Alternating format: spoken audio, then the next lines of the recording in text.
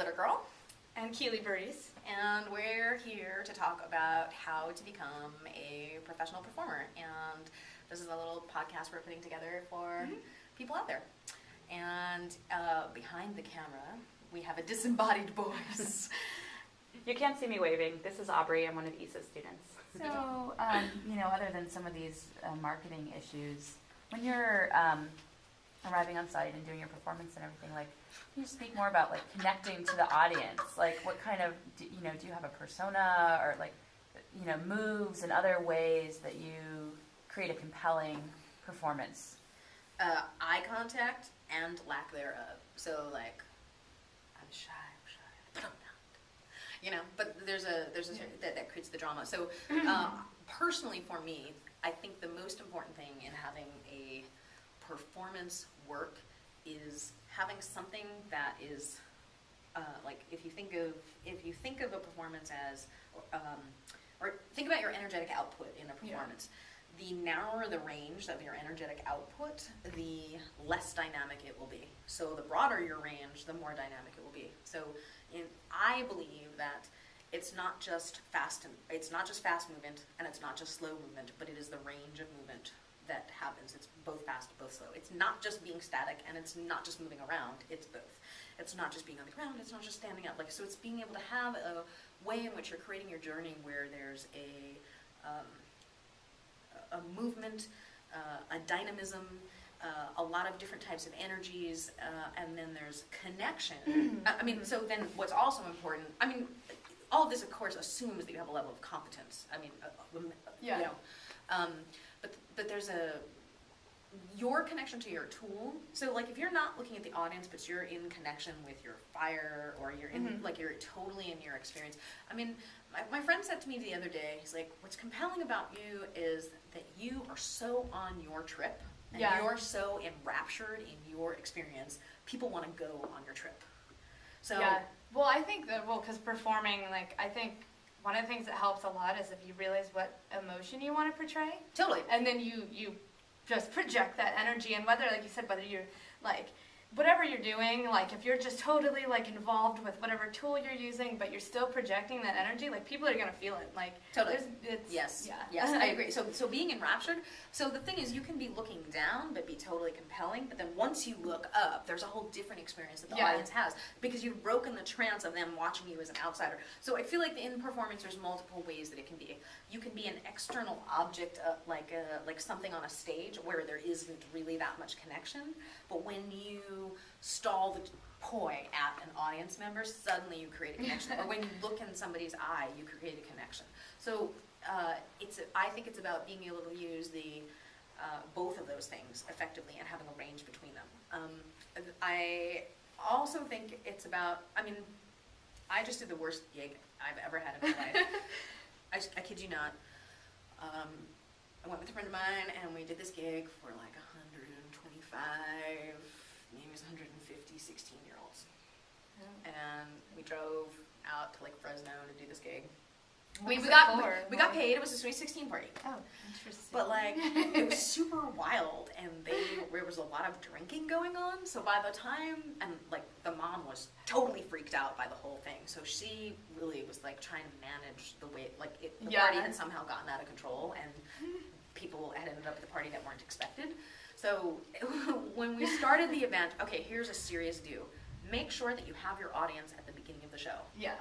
Because we didn't really have them fully with us at that point in time. Yeah. They had never really shut up. So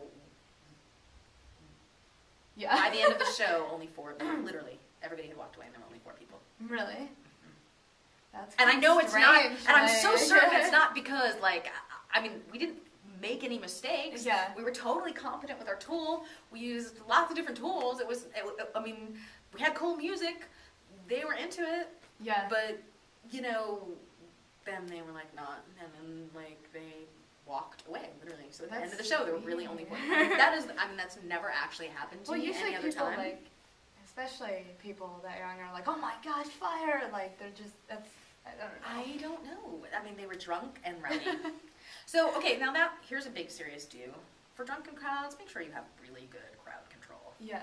Because at clubs. I have actually, that was the other thing that happened. There's They were people drunk and running. they were wandering through the performance space. I Yeah. was like, are you kidding me? This is a fire thing that I'm I've had holding people ask if they can touch the fire, and I'm just like, oh my god, are you serious? Like, oh no.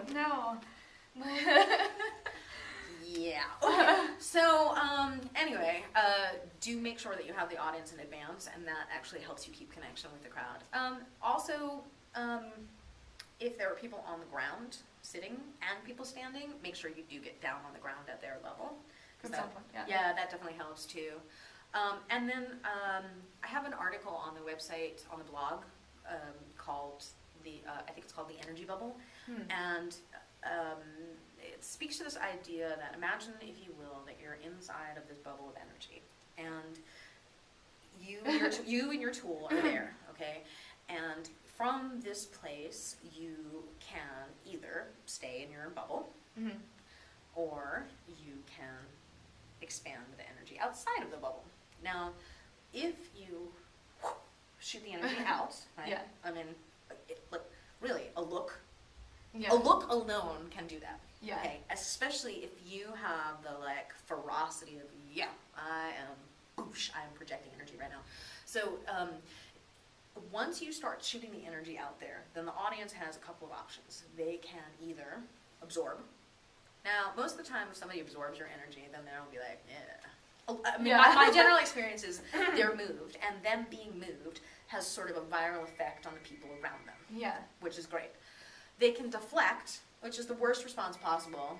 But they're like, no. I would say, except maybe ignore, but ignore and deflect are very similar. And if they deflect, it could be like they deflect and it's totally gone.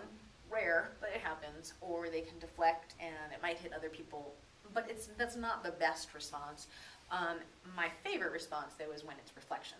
Yeah. So when you have this experience of somebody really feeling you, getting it, and then pushing the energy back. Because not only do they do that, they also, it's unconscious, it just happens. Yeah. It starts being, it's a contagion. It's like, ooh, this is positive viral, this is positive viral stuff. We like this.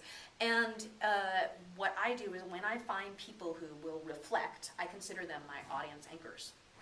And I try and look for audience anchors spread out across the entire crowd, so that at any point in time, I can re-energize the people that were my anchors, who will re-energize the people around them.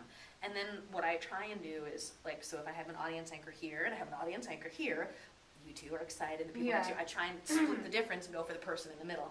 So it's sort of a process of continually splitting the difference, and then getting more and more people super enthusiastic and excited. So that's a specific technique that I use, where I, shoot energy out and look for the people that will reflect it back. So, thanks for watching. Bye. Bye.